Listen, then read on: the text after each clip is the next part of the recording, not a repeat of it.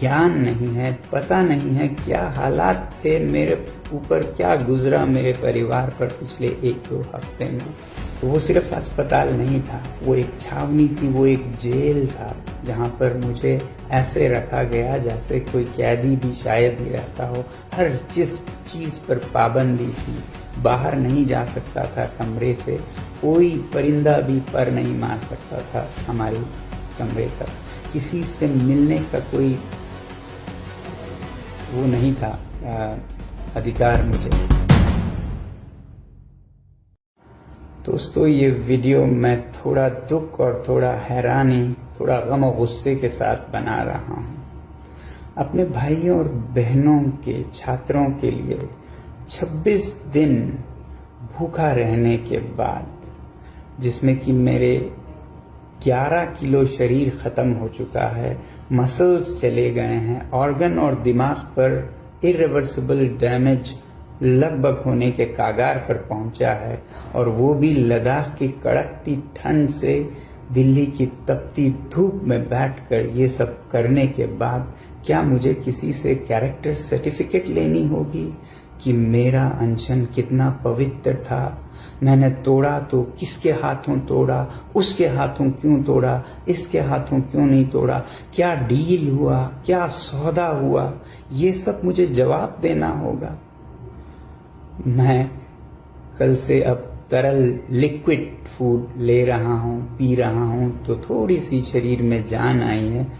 बदकिस्मती से वो जान मुझे इसमें देनी पड़ रही है, दुख के साथ कह रहा हूँ। मगर सुबह से मुझे बहुत से लोग फोन करके या पोस्ट दिखाकर कह रहे हैं कि आप पर बहुत सवाल उठाए जा रहे हैं, आपने इनसे क्यों अनशन तोड़वाया, केंद्रीय मंत्रियों से क्यों नहीं तोड़वाया, किसी और से क्यों नहीं तोड़वाया, क्या डील हुआ है, सौदा हुआ है, ये सब मुझे जवाब देना होगा। अगर सौदा करना होता, डील करना होता, तो क्या 26 दिन भूखे रहना पड़ता है? कितनों ने डील किए हैं, आपने देखा होगा। क्या वो इस तरह से डील करते हैं? क्या मैं आलीशान एयर कंडीशन कमरे में बैठ के डील सौदा नहीं कर सकता था? मुझे यहाँ दिल्ली की गर्मी में बाहर रोड साइड पर बैठकर डील करना पड़ता।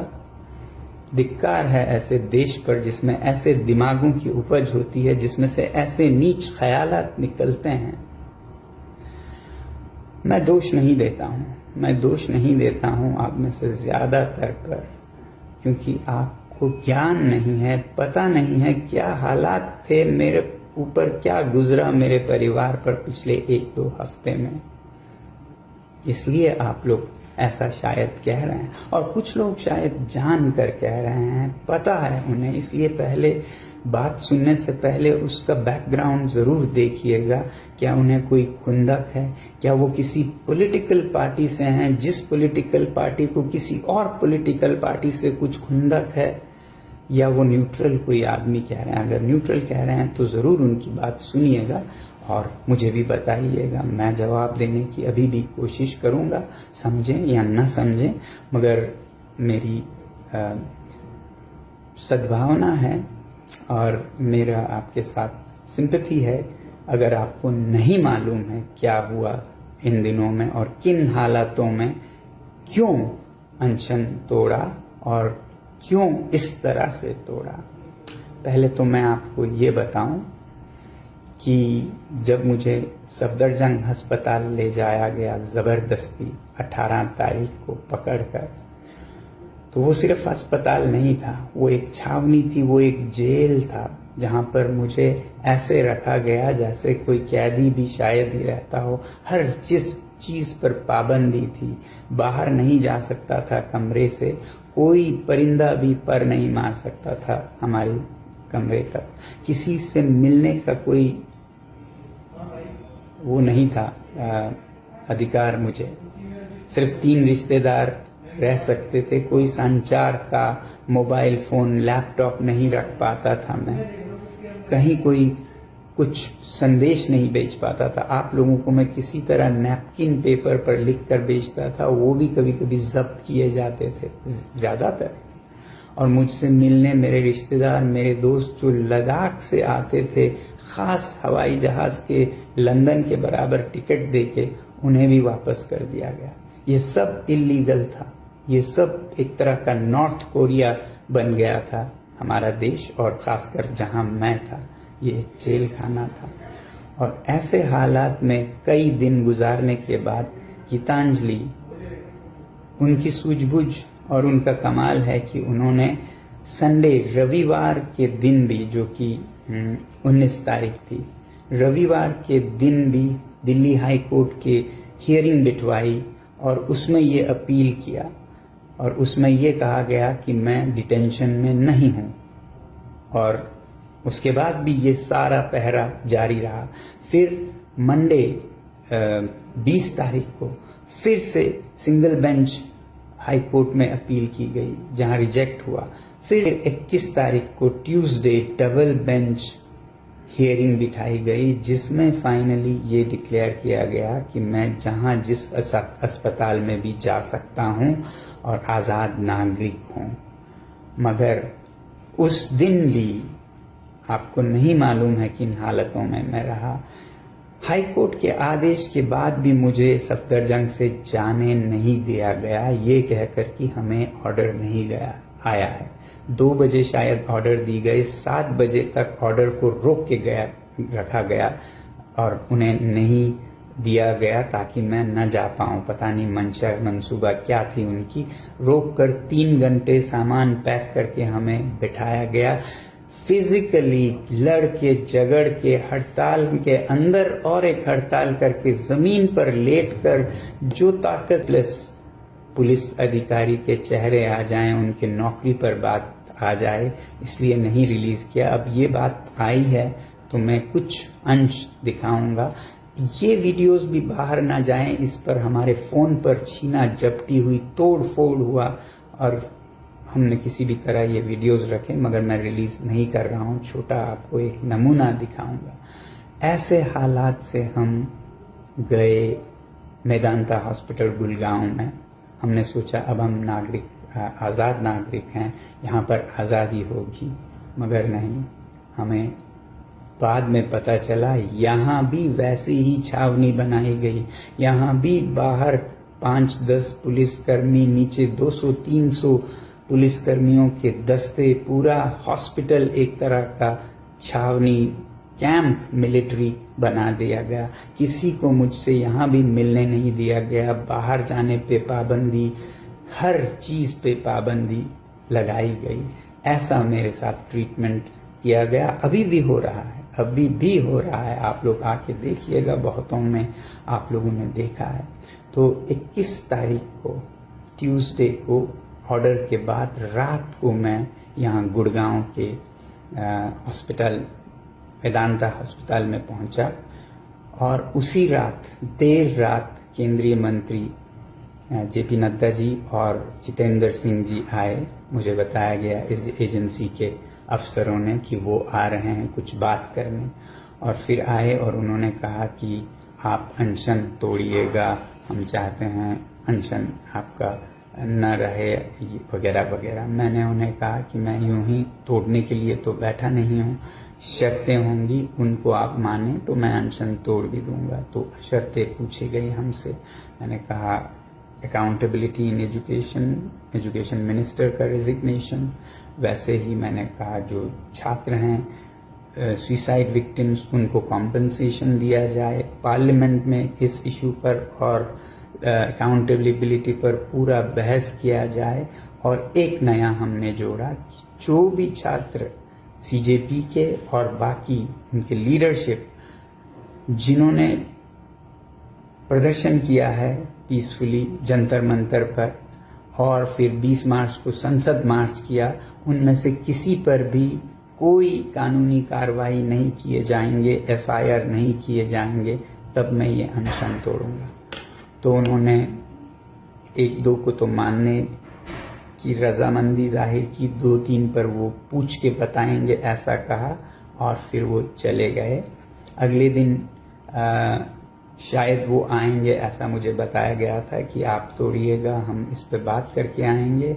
और हाँ, हम आपको अनशन तोड़वाएंगे। मगर मैं नहीं चाहता था कि मैं अनशन उनके हाथों तोड़ूं, केंद्रीय मंत्रियों के हाथों। इसीलिए मैंने मांग की कि जो हमारे अलग अलग दलों के, राजनीतिक दलों के सांसद हैं, वो सब जितने आ सकें आएं, और फिर हमारे छात्र नेता सीजेपी के आएं, और लद्दाख के जो नेता लद्दाख से यहाँ आए थे वो आएं, और उन सब के उपस्थिति में मैं अनशन तोड़ूं। अगले दिन मैंने इसके लिए उम्मीद की और आए भी लोग यहाँ पर। मगर अगले दिन सांसद आए कोई 15 से 20, उन्हें किसी को अंदर नहीं आने दिया गया। बाहर गेट पर खड़ा कर 3-3, 4-4 घंटे इंतजार करवाया गया। सीजेपी के हमारे छात्राएं आई थी, उनको भी रोक कर रखा गया। लद्दाख के नेताओं को तो पूरा आधा दिन इंतजार करवा के शाम को खाली हाथ लौटा दिया गया। इस तरह से उन पर क्रूरता से व्यवहार किया गया। मुझसे, एक आजाद नागरिक से, जिसे दिल्ली हाई कोर्ट ने आजाद डिक्लेयर किया था, उससे मिलने तक नहीं दिया गया। अब हम इस पर कंटेम्प्ट ऑफ कोर्ट का कार्यवाही शुरू करने की सोच रहे हैं। अगर कोर्ट ने हमें कहा कि हम जहां चाहें जा सकते हैं, मिल सकते हैं, तो किसने और क्यों ऐसे लोगों को रोका है? तो पूरा दिन जो 22 तारीख का था वो इसी में चला गया। और जो केंद्रीय मंत्री थे वो तो आए नहीं, वो अपने मीटिंग्स करते रहे।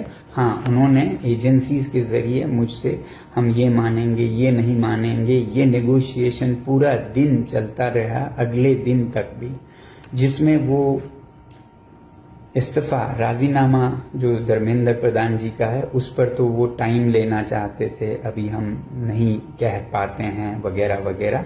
कॉम्पनसेशन का उन्हें समस्या नहीं था, पार्लियामेंट में डिस्कशन पे कोई समस्या नहीं थी, मगर जो छात्रों पर कानूनी कार्रवाई नहीं होगी उस पर उन्हें बहुत एतराज था।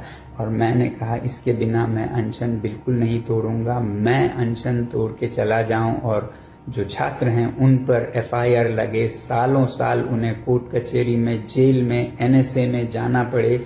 मुझे पता है लद्दाख में 24 सितंबर के बाद लगभग 80 नौजवानों पर क्या क्या गुजरी हैं। मैं नहीं चाहता था कि यही यहाँ के सीजेपी के लीडर्स और छात्रों पर, वॉलंटियर्स पर हो, तो मैं उस पर अड़ा रहा कि इसके बिना मैं बिल्कुल अनशन नहीं तोड़ूंगा, चाहे मैं हफ्ता यहाँ पड़ा रहूं। फिर आखिर उन्होंने कहा ये हम करेंगे, मगर रिटर्न में नहीं दे सकते हैं, हम वर्बली कहेंगे। मैंने लॉयर्स से कंसल्ट किया, दिल्ली के नामी लॉयर्स, वकीलों से। उन्होंने भी कहा कि ये लिखित में तो कभी नहीं देगी सरकार, मगर हाँ वर्बल हो सकता है। मैंने नहीं माना। मैंने कहा जब तक लिखित में नहीं होगा मुझे कोई जल्दी नहीं है, मैं पड़ा रहूंगा भूखा, आप जाइए।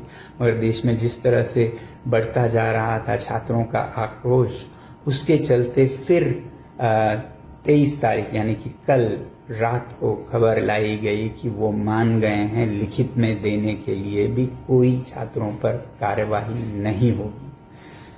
साथियों, मेरा इस मुद्दे पर सबसे ज्यादा ध्यान था कंडीशंस में से कि ये जो लीगल एक्शन है, ये एफआईआर्स हैं, उस पर, ना कि इस्तीफा पर। जो रेजिग्नेशन है वो भी एक कारण है। मैं कह रहा था एक और वीडियो में कि मेरा दिमाग अलग तरीके से चलता है। मैं इस रेजिग्नेशन को बहुत जरूरी मेरे द्वारा करवाना नहीं समझता हूँ।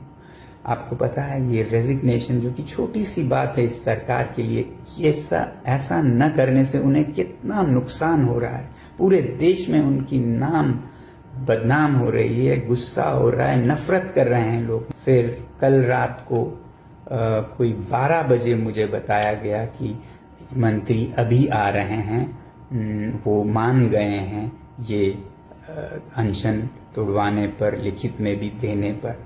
अब एक तरफ मेरा सबसे बड़ा डर और ये जल्दी करने का कारण ये था कि आपको याद होगा दिल्ली में हालात इस तरह बनते जा रहे थे कि कभी भी कोई बहुत बड़ा क्रैकडाउन हो सकता है। कल रात को जो मैं वीडियोस देख पा रहा था उससे लग रहा था कि कनॉट प्लेस एरिया में बहुत बड़ा कुछ होने वाला है। आप ही लोग रिपोर्ट दे रहे थे और मुझे बार बार याद आ रहा था लद्दाख का 24 सितंबर, जिसमें बहुत बेरहमी से पुलिस और सीआरपीएफ ने गोलियां सर में सीने में मार के लद्दाख के युवाओं का कत्लेआम किया था। और वो यहाँ हो सकता है, इसका मुझे डर था। और अगर ऐसा कुछ होता है तो फिर ये अनशन का मतलब ही नहीं रहेगा। इसलिए अगर मैं अनशन तोड़ूं और ये डिफ्यूज कर सकूं तो शायद इंसान